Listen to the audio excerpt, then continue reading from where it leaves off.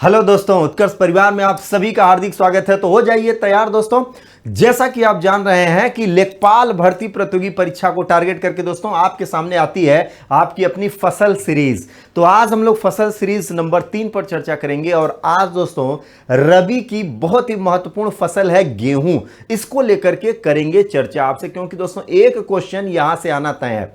फसल श्रृंखला के अंतर्गत दोस्तों हर एपिसोड से एक प्रश्न आने का दोस्तों पूरा का पूरा रहेगा, एकदम दावा और वादा इस संकल्प के साथ बढ़ना है। तो चलिए दोस्तों फसल सीरीज के इस श्रृंखला में देखा जाए गेहूं के बारे में। सबसे पहले ध्यान रखिएगा दोस्तों, गेहूं जो है ये ग्रैमिनी कुल, यानी ये दोस्तों ग्रैमिनी घास कुल का पौधा है, इसके अंतर्गत इसको यहां पर रखा जाता है।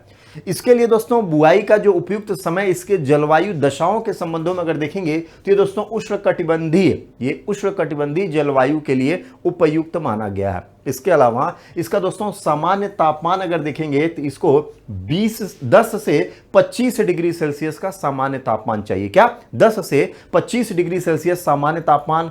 वर्षा दोस्तों अगर देखेंगे तो औसत वर्षा इसके लिए 80 सेंटीमीटर। रबी की प्रमुख फसल के अंतर्गत इसको रखा जाता है। रबी की जो फसलें होती है दोस्तों, इनको अगर देखेंगे तो सामान्यतः इनकी जो बुआई होती है ये अक्टूबर से नवंबर तक होती है, लेकिन कुछ परिस्थितियों में दोस्तों इनकी बुआई का काल कहीं कहीं पर दोस्तों दिसंबर तक भी पहुंच जाता है। कहां? दिसंबर तक भी पहुंच जाता है, लेकिन सामान्यतः अक्टूबर नवंबर इनकी बुआई का काल होता है।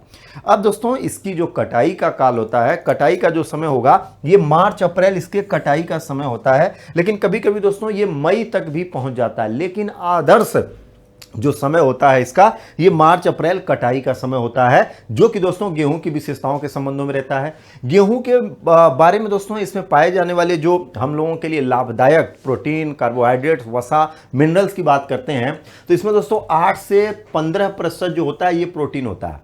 कार्बोहाइड्रेट की अगर आप बात करेंगे तो गेहूं में दोस्तों लगभग 65 से 70% कार्बोहाइड्रेट पाया जाता है।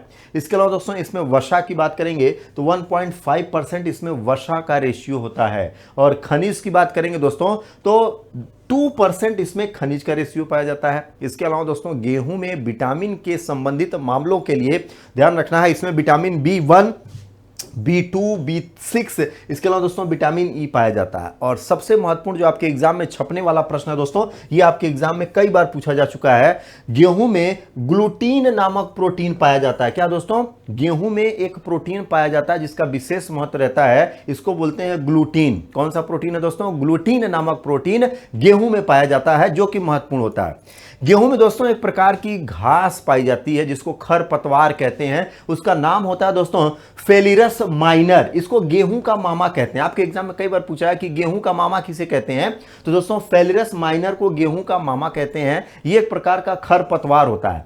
इसे नष्ट करने के लिए दोस्तों आइसोप्रोटोयूरान का प्रयोग किया जाता है, जो गेहूं के मामा का काम तमाम करता है। इसके अलावा दोस्तों गेहूं में लगने वाले कुछ चर्चित रोग होते हैं, जिसमें दोस्तों रस्ट यानी किट्टा रोग इसे कहते हैं। किट्टा रोग अगर देखा जाएगा दोस्तों तो ये कई प्रकार का निकल करके आता है, जैसे भूरा किट्टा रोग होता है, पीला होता है, काला होता है।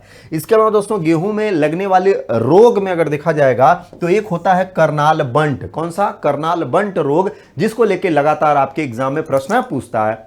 अब गेहूं के दोस्तों विविध तथ्य के अंतर्गत अगर हम लोग गेहूं की कुछ चर्चित प्रजातियों की बात करें तो इन दिनों जो दोस्तों एग्जाम के लिए मोस्ट इंपॉर्टेंट रहेगा राज 3077। इसकी दोस्तों सबसे बड़ी खासियत ये होती है कि ये देर से जब हम गेहूं की बुआई कर रहे होते हैं, जैसे मान लीजिए कि आपने अक्टूबर नवंबर में बुआई नहीं करी और आप दिसंबर के महीने में चले गए, तो ऐसी दशा में दोस्तों राज 3077 यानी राज 30,077 दोस्तों ये सबसे उपयुक्त होती है। लेकिन दोस्तों इसके लिए सिंचाई की आवश्यकता होती है, सिंचित क्षेत्र में ये होती है।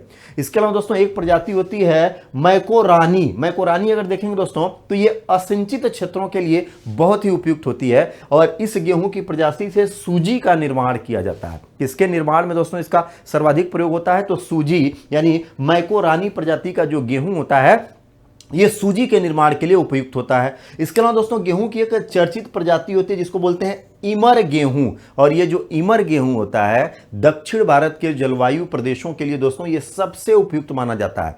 और गेहूं की प्रजातियों में एक चर्चित प्रजाति होती है दोस्तों पूसा बेकर। ध्यान रखना, ये जो पूसा बेकर प्रजाति होती है ये बिस्कुट निर्माण में दोस्तों ये विशेष रूप से महत्व रखती है। आपके एग्जाम में पूछा है कि बिस्कुट निर्माण के लिए कौन सी गेहूं की प्रजाति सबसे उपयुक्त होगी, तो दोस्तों पूसा बेकर हो जाती है।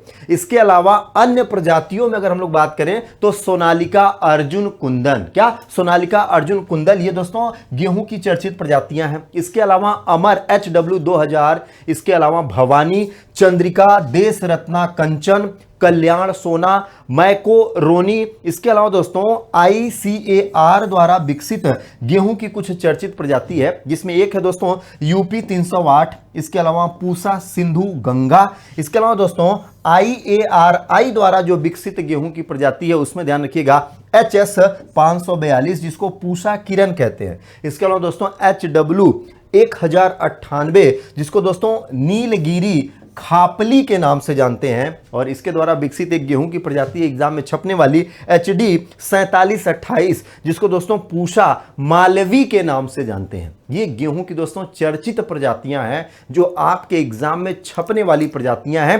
तो आज दोस्तों फसल सीरीज के अंतर्गत ये रबी की सबसे महत्वपूर्ण फसल गेहूं, और निश्चित रूप से यहां से एक क्वेश्चन आपके एग्जाम में आना तय है।